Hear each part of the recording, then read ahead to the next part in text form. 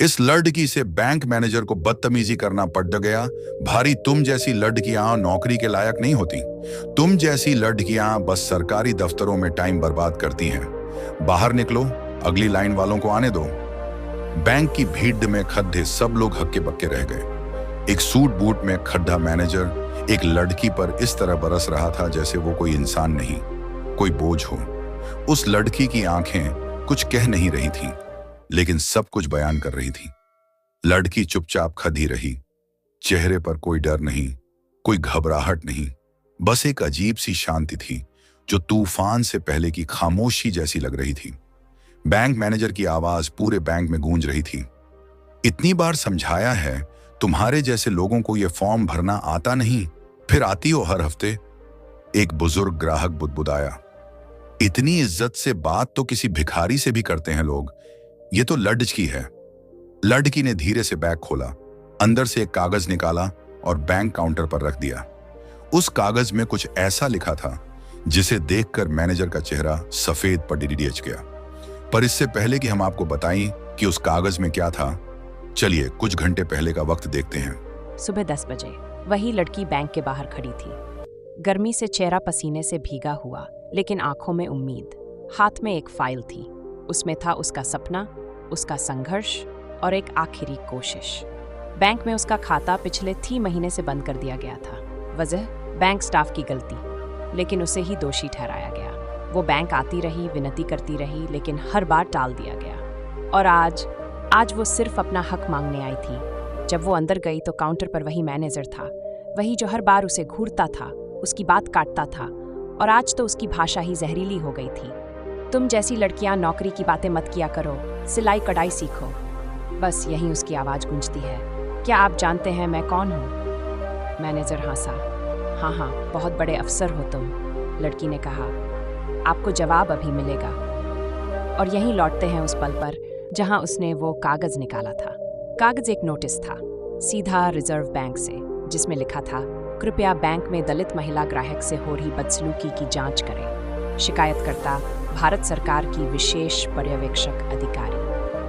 Bank manager का मुंह खुला रह गया। वो लड़की जिसे वो अपमानित कर रहा था, वो कोई आम ग्राहक नहीं थी। और तब तक एक सादा कपड़ों में खड़ा व्यक्ति आगे बढ़ा और कहा, सर, मैं विजिलेंस टीम से हूँ, आपको हमारे साथ चलना होगा। कहानी यहाँ खत्म नहीं होती, ये तो सिर्फ शुरुआत है। कौन है ये लड़की? कैसे पहुंची वो इस पद तक? क्यों चुना उसने इसी बैंक को? और उसने ऐसा क्या देखा जो उसे मजबूर कर गया बोलने से पहले सबूत लाने को? जिस दिन उसकी माँ ने कहा, हमारी जाति की लड़कियां सिर्फ झाड़ू लगाती हैं, वो लड़की एक सरकारी अधिकारी बन चुकी थी। लेकिन उसका सफर वहां से शुरू नहीं हुआ था। वो शुरू हुआ था एक झुग्गी से, जहां बिजली नहीं थी, पानी घंटों भरने जाना पड़ता था और सपने देखने की इजाजत नहीं थी। उसकी माँ रोज कहती, बिटिया झाड़ू पोछा करना सीख ले, तेरी नानी भी यही करती थी, मैं भी कर रही हूँ। लेकिन उस लड़की ने पहली बार अपनी माँ को रोका और कहा, माँ, क्या बाबा साहेब ने यही सिखाया था? माँ चुप हो गई। उसी दिन से लड़की ने तय कर लिया, पढ़ेगी, लड़ेगी और साबित करेगी कि जन्म कुछ भी हो, मंजिल कोई भी हो सकती है। संघर्ष की आग और बाबा साहेब के विचारों की रोशनी। उसने गलियों में जलती लालटेन में पढ़ाई की, भीड़ भरे बस में घंटों खड़ी रहकर कोचिंग की और लोगों के ताने सुने, सरकारी फॉर्म भरना सीख लो, क्या जज बनोगी? और उसने वही किया। जज नहीं बनी, उससे भी ऊंचा, सिस्टम का पहरेदार बनी। आज उसी बैंक में उसी जातिवादी मानसिकता को जवाब देने वो आई थी, अकेली नहीं, संविधान साथ लेकर। जब उसने उस बैंक को सिर्फ बेनकाब नहीं किया, बल्कि पूरे जिले के सिस्टम को झकझोर दिया। तुमने उसे कमजोर समझा, पर वो तो पूरी कौम की ताकत बन चुकी थी। अगर इस कहानी ने आपका दिल छू लिया हो, लाइक करें, शेयर करें और सब्सक्राइब करें। जब उसने उस बैंक को सिर्फ बेनकाब नहीं किया, बल्कि पूरे जिले के सिस्टम को झकझोर दिया। बैंक के उस कमरे में जहां कभी उसकी आवाज दबाई गई थी, आज वही आवाज गूंज रही थी। कैमरों के सामने, अधिकारियों की भीड़ के सामने उस लड़की ने अपनी कहानी शुरू की। लेकिन अब ये सिर्फ एक कहानी नहीं थी, यह उस अन्याय की परतें खोलने जा रही थी जिसे लोग आम समझते थे। उसने धीरे धीरे कहा, यह मेरी कहानी नहीं है, यह उन लाखों लड़कियों की कहानी है जो सिर्फ जाति की वजह से बैंक से लौटाई जाती हैं स्कूलों में डांटी जाती हैं, हॉस्पिटल में घंटों बैठाई जाती हैं और फिर भी मुस्कुराती है क्योंकि उन्हें सिखाया गया है सह लेना ही संस्कृति है।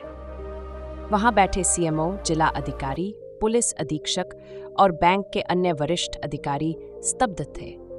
किसी ने नहीं सोचा था कि एक लड़की जो कभी दरवाजे से भी रोके जाने लायक मानी गई, आज उनके सामने खड़ी होकर उन्हें आईना दिखाएगी।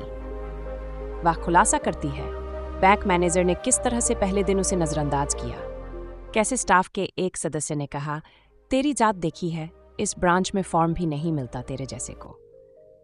और फिर जब उसने इसकी शिकायत की तो क्या क्या डराने की कोशिश की, लेकिन उसने हर बार एक डायरी में हर तारीख, हर बात, गाली, हर अपमान को लिखा था।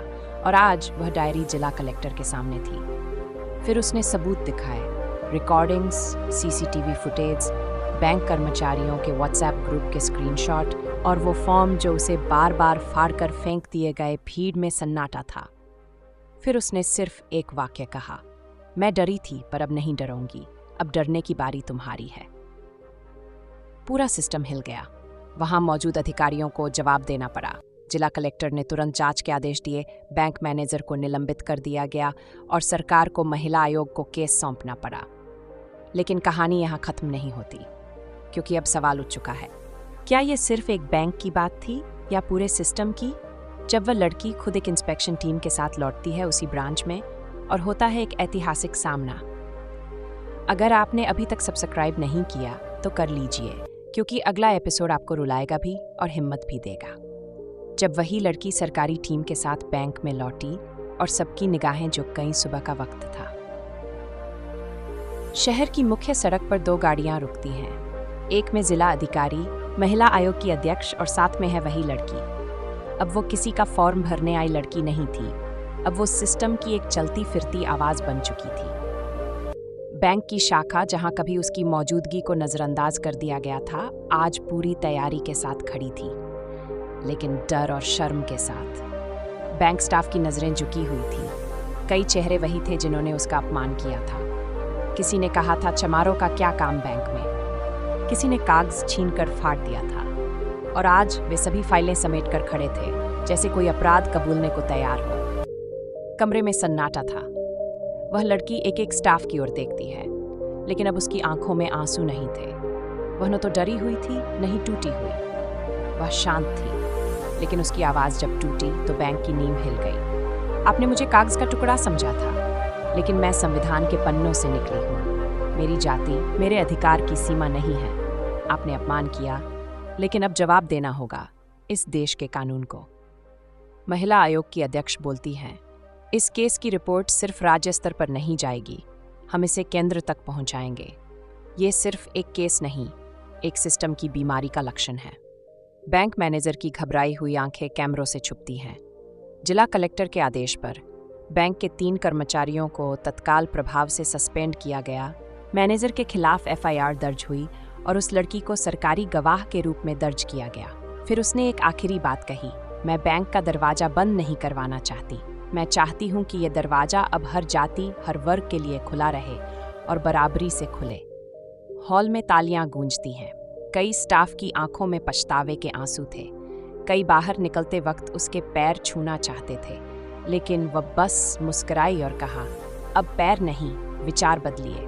अगले एपिसोड में जानिए जब एक पत्रकार उसकी कहानी को राष्ट्रीय मंच पर ले जाता है और देश भर में उठती है एक नई बहस।